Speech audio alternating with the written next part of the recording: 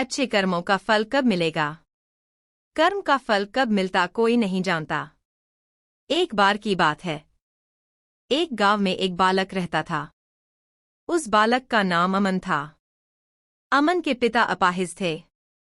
उसकी माँ गांव के बच्चों की प्राथमिक शिक्षिका थीं। वे अपना घर भी संभालती एवं गांव के बच्चों को भी पढ़ाती। अमन अब बड़ा हो रहा था।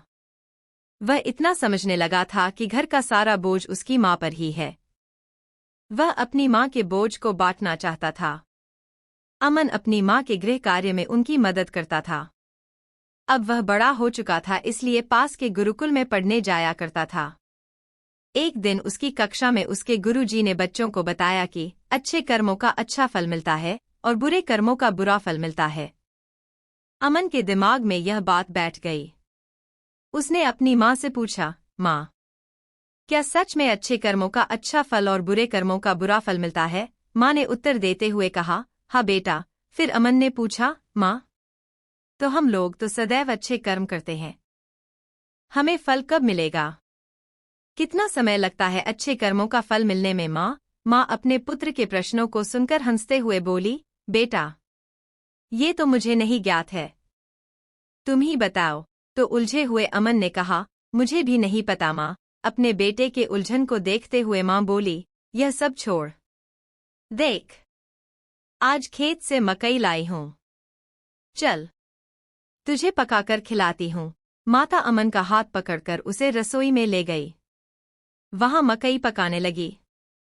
अमन भी वहीं बैठ गया, परंतु उसके दिमाग में वही प्रश्न घूम रहा था।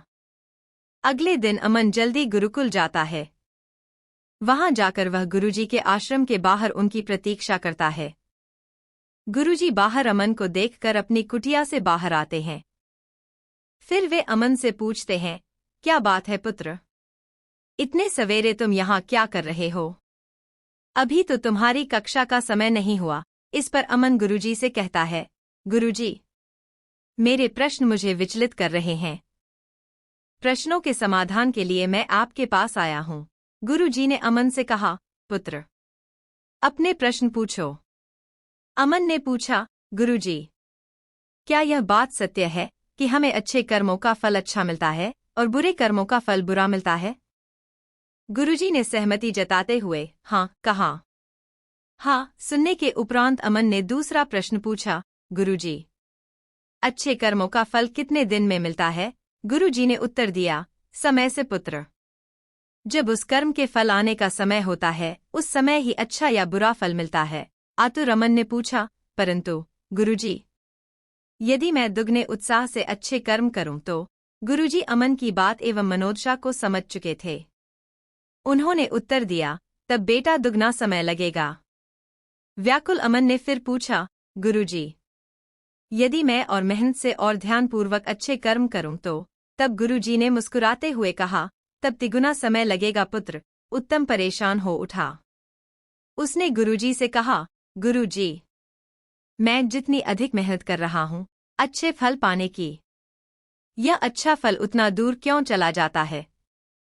गुरुजी ने मुस्कुराते हुए कहा, पुत्र, क्योंकि तुम्हारा ध्यान फल पर है, कर्म पर नहीं। अमन कहता है, मैं समझ नहीं पाया गुरुजी। गुरुजी ने कहा, मेरी बात ध्यान से सुनो पुत्र। तुमने कितने भी अच्छे बीज बोए हों और तुमने कितनी भी अच्छी खेती की हो, जब फसल आने का समय होगा तभी पता चलेगा कि फसल अच्छी आएगी या खराब। तुम कितना भी अच्छी खेती कर लो, समय से पहले फसल नहीं आती। तुम कितनी भी बुरी खेती कर लो, समय से पहले बुरी फसल भी नहीं आती। वैसे ही पुत्र, कर्म का फल तो तभी मिलता है जब वह कर्म के फलित होने का समय आता है। परंतु हाँ, यदि तुम केवल अच्छे फल की इच्छा से फल के ऊपर ध्यान केंद्रित करते हुए कर्म करोगे तो अच्छे फल मिलने की संभावना दूर होती जाएगी।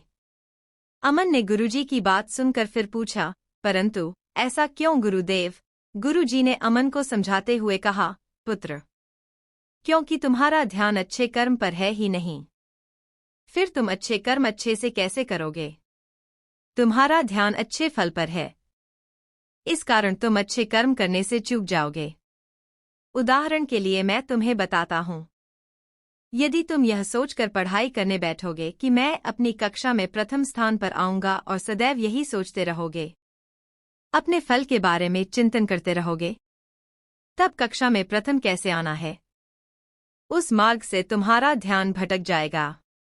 तुम स्वप्न बुनने लगोगे और कर्म अधूरे रह जाएंगे। इस प्रकार अच्छा फल तुमसे दूर चला जाएगा। प्रायः लोगों के साथ यही होता है। वे अच्छे फल के लिए अच्छा कर्म करना चाहते हैं, परंतु अच्छा कर्म अच्छे से नहीं करते। गुरुजी आगे कहते हैं, अच्छे फल के चिंतन से ज्यादा आवश्यक अच्छे कर्म का ज्ञान है। यदि अच्छे कर्म का ज्ञान होगा और अच्छे कर्म के पथ पर निरंतर चलोगे तो अच्छे फल अवश्य मिलेंगे। इसमें कोई दो राय नहीं है। परंतु यदि अच्छे फल के बारे में सोचते रहोगे तो अच्छा कर्म नहीं हो पाएगा। अच्छे फल पर ध्यान रखना भी ध्यान को भटका देता है। तुम्हारे कर्मों में त्रुटि रह जाएगी और अच्छा फल दूर चला जाएगा। पुत्र अमन समझ चुका था कि अब अपने अच्छे कर्मों के लिए अच्छे पथ का निर्धारण कर उस पर निरंतर चलना है। यही अच्छे फल का रास्ता है। अच्छे फल के बारे में सोचना मूर्खता है, वह हमें हमारे पथ से भटका देती है। समय एक अनमोल रत्न। बिल्कुल सही कहा गया है, समय एक अनमोल रत्न है। अयान एक 14 वर्षीय लड़का था जिसके माथे पर सितारों की चमक थी। उसकी आंखों में ज्ञान की ज्योति थी और उसके दिल में सपनों का जुनून था। माता पिता उसे डॉक्टर बनते देखना चाहते थे, गुरुजी उसे एक महान इंसान बनते देखना चाहते थे। लेकिन धीरे धीरे अयान का जीवन बदलने लगा। उसके आसपास के गलत दोस्तों ने उसे अपनी ओर आकर्षित किया। ये प्रकृति का नियम है, इंसान गलत चीजों की तरफ बहुत आसानी से और बहुत जल्दी आकर्षित होता है। अयान की जिंदगी दोस्तों के साथ घूमने, फिल्म देखने, चोरी छिपे क्लब जाने, मोबाइल पे गेम खेलने और देर रात की पार्टियों में बीतने लगी। अयान की चमक धीमी पड़ने लगी। उसकी पढ़ाई में ध्यान नहीं रहा, उसकी एकाग्रता भंग हो गई और उसके सपने धुंधले होने लगे।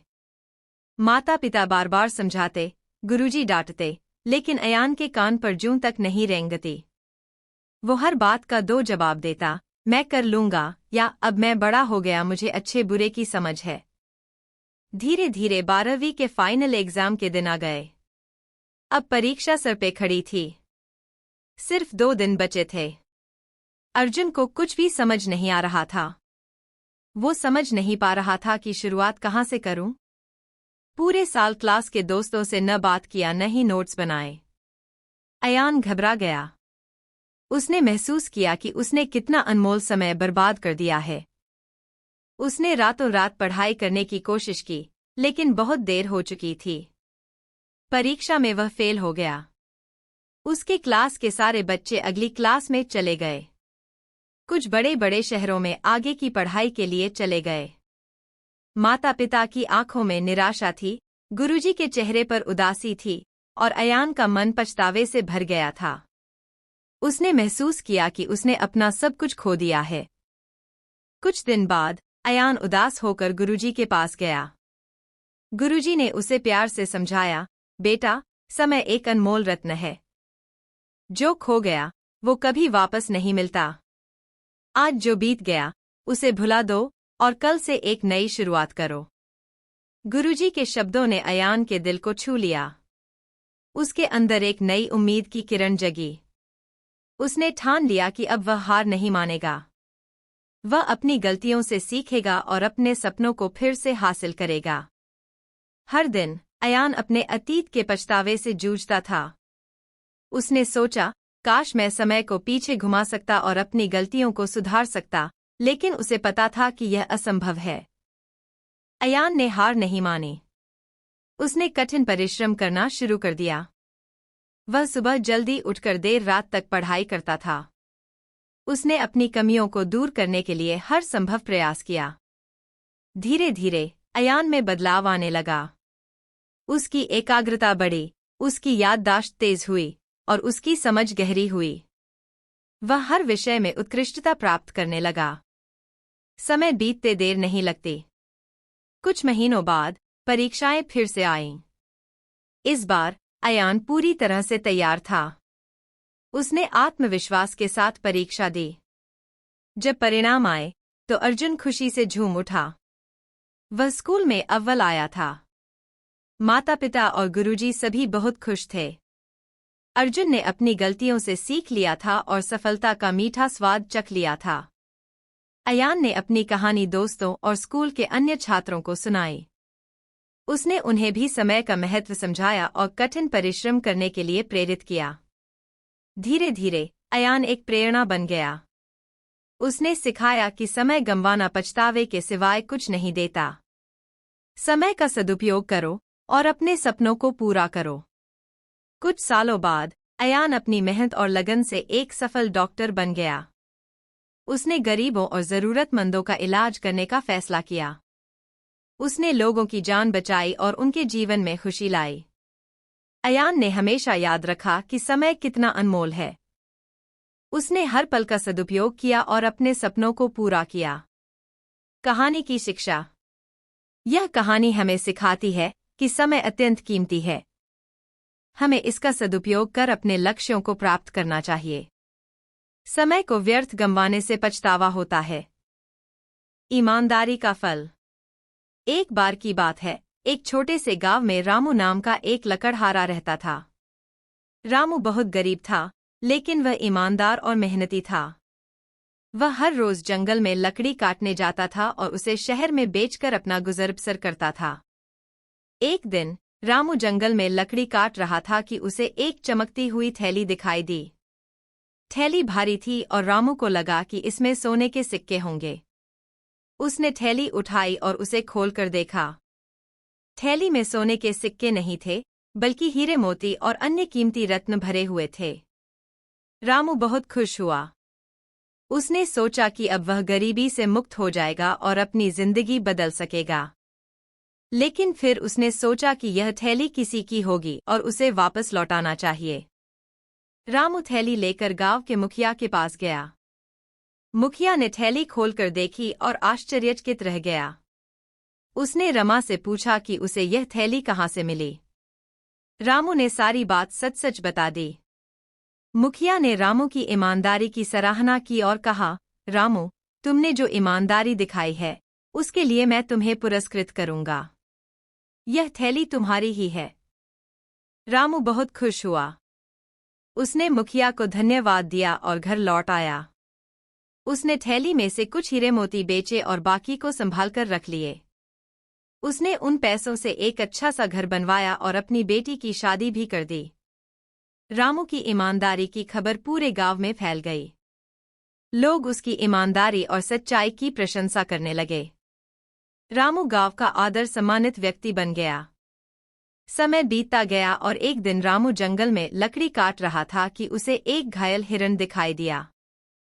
हिरण का पैर टूट गया था और वह दर्द से कराह रहा था। रामू को हिरण पर दया आ गई और उसने उसे अपने घर ले जाने का फैसला किया। रामू ने हिरण का इलाज किया और उसकी देखभाल की।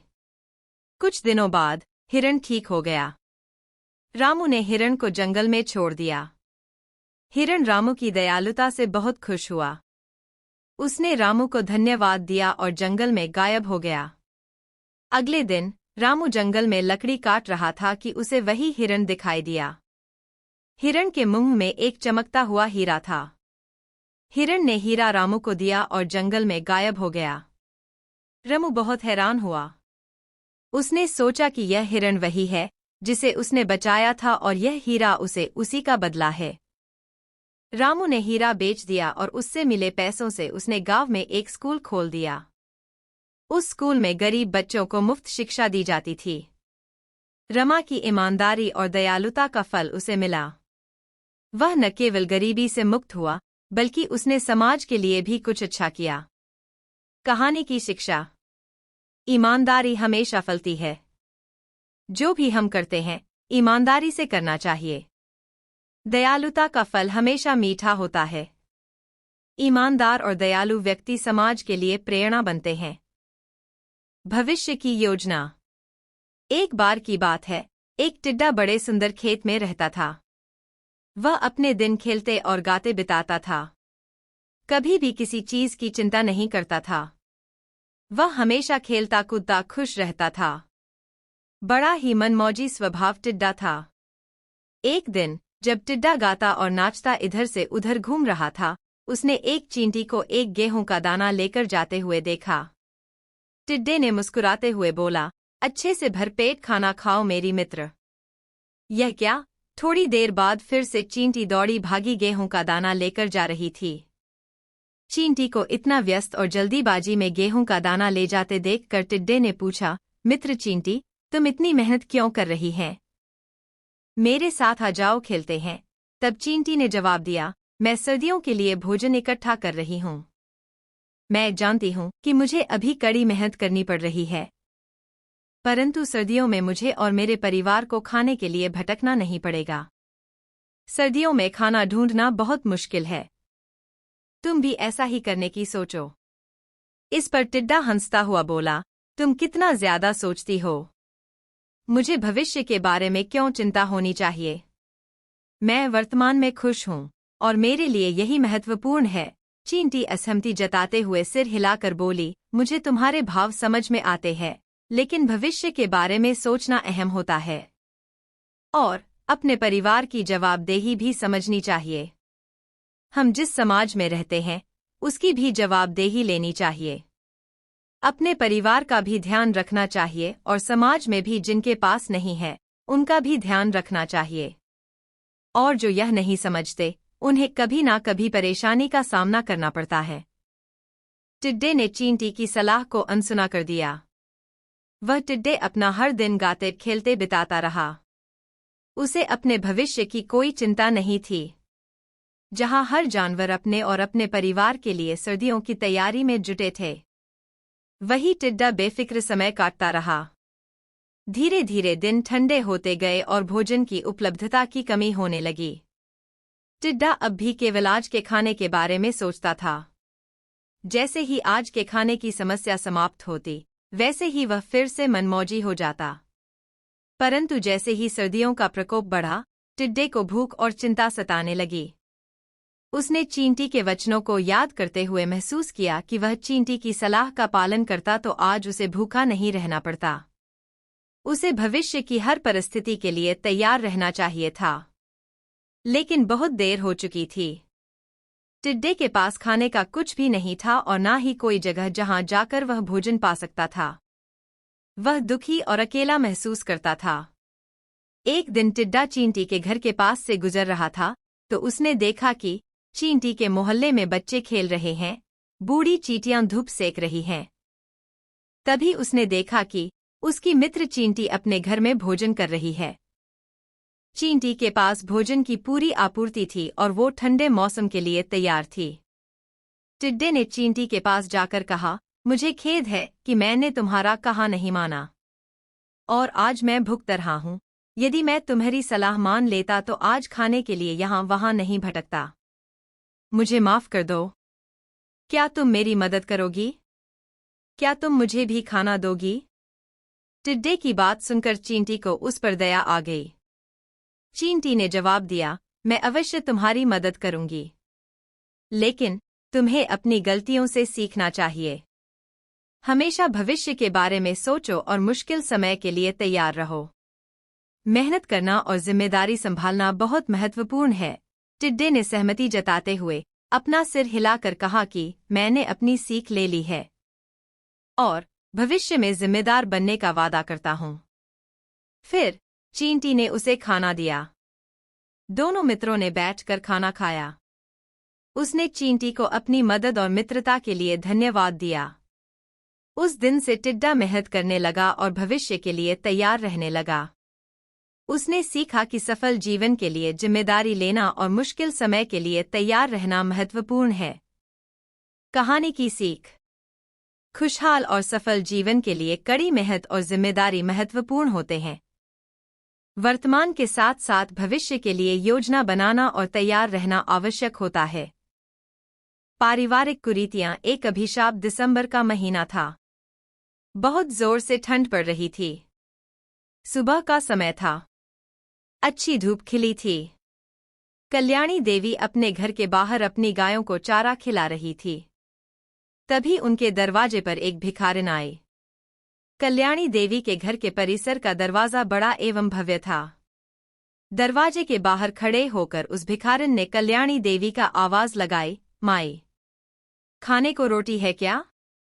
यदि कोई काम हो तो मैं वह भी कर दूंगी, बस बदले में कुछ खाने को दे दो। कल्याणी देवी ने अपनी नजर उठाकर उसे देखा तो पाया कम उम्र की सूखी हुई महिला दरवाजे पर खड़ी है, जैसे कितने दिनों से सही से खाना पानी न खाया हो। कमजोरी से झुकी हुई थी, परंतु फटे पुराने कपड़े साफ सुथरे थे। देखने से वह महिला पेशेवर भिखारिन नहीं लग रही थी।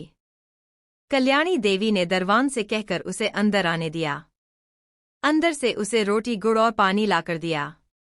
वह महिला जल्दी जल्दी खाने लगी। महिला रोटी खाते हुए ना इधर उधर देख रही थी ना कुछ बोल रही थी, बस उसका पूरा ध्यान रोटी पर था।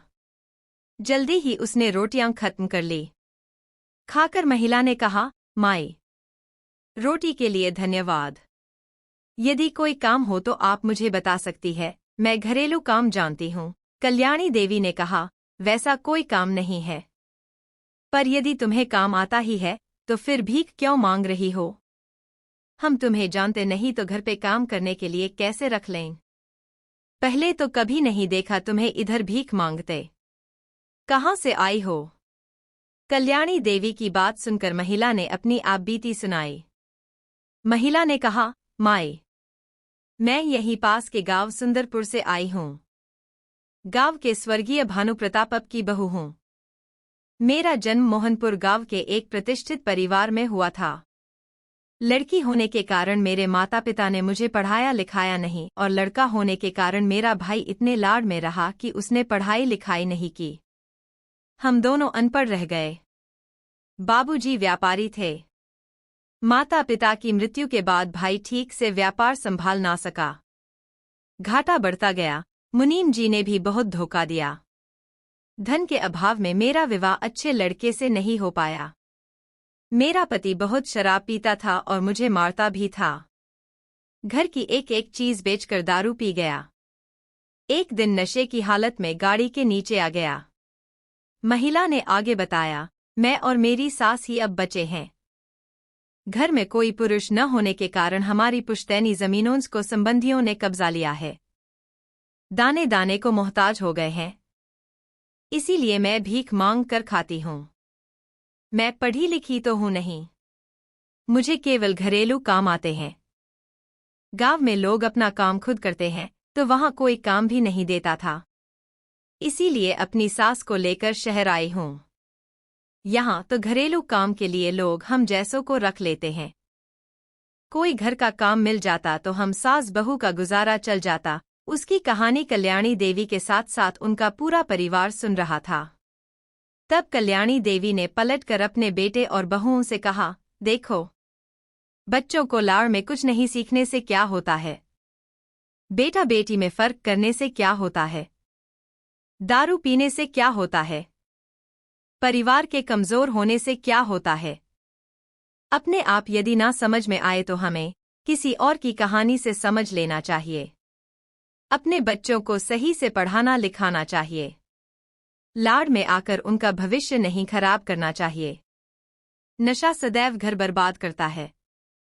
परिवार के सदस्यों को एक दूसरे का साथ देना चाहिए, नहीं तो संबंधी भी धोखा देते हैं। फिर कल्याणी देवी ने उस महिला से पूछा, क्या तुम्हें गाय की सेवा करनी आती है? यदि आती है तो आज से रोज तुम्हारा काम इन गायों की सेवा करना है। इसके बदले मैं तुम्हें और तुम्हारी सास को 3 वक्त का खाना और महीने के अंत में 2000 रुपये दूंगी। उस महिला के आंखों में खुशी के आंसू बह गए। कितने दिनों से उसने 2 समय का खाना नहीं खाया था। आज ईश्वर की दया से उसे 3 समय का खाना और 2000 रुपये नसीब हुए थे। वह कल्याणी देवी के चरणों में गिर गई और उसने कहा, माई, मैं आपको शिकायत का मौका नहीं दूंगी।